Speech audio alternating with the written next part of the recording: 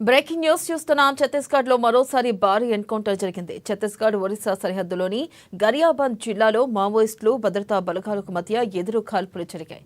ఇక ఈ ఎన్కౌంటర్ లో 12 మంది మావోయిస్టులు మృతి చెందారు. నిన్న సాయంత్రం జరిగిన ఎన్కౌంటర్ లో మరో 2 మహిళా మావోయిస్టులు చనిపోయారు. దీంతో 2 రోజులుగా సాగుతున్న ఎదురు కాల్పుల్లో మొత్తం 14 మంది మరణించినట్లయింది.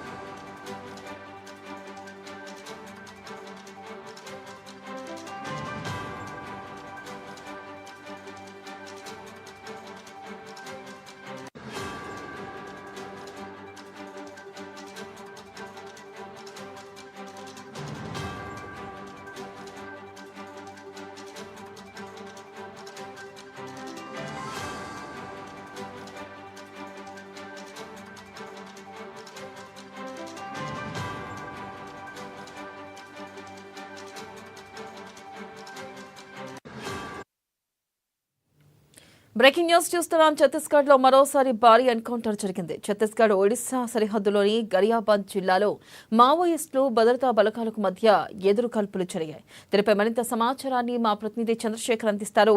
చంద్రశేఖర్, చెప్పండి, ఈ ఎదురు కాల్పుల్లో ఎంతమంది చనిపోయారు? అప్డేట్స్ ఏంటి?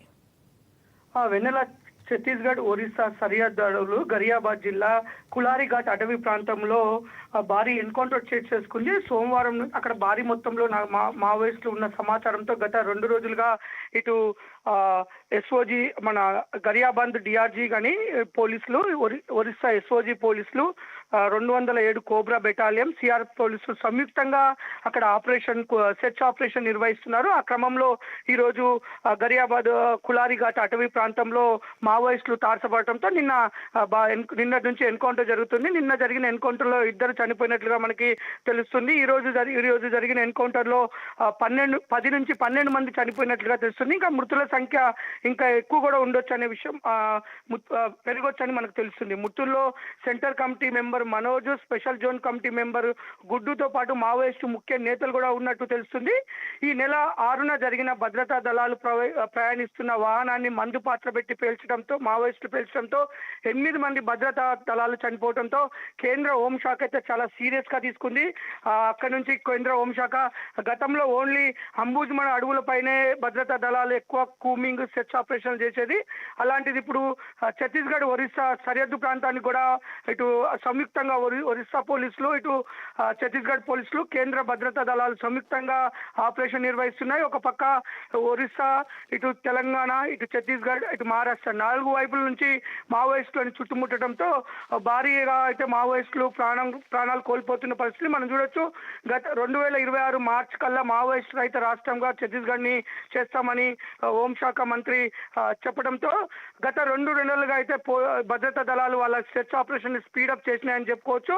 మనం చూడొచ్చు, ఓన్లీ జనవరి 1 నుంచి ఈ రోజు వరకు, జనవరి 21 వరకు 48 మందికి పైగా మావోయిస్టులు చనిపోయారు. ఒక 8 మంది మాత్రమే భద్రతా దళాలు సిబ్బంది చనిపోవడం జరిగింది. 48 మంది చనిపోయారంటే మనం చూడొచ్చు 21 రోజుల్లో ఎంత భారీ నష్టం జరిగిందో.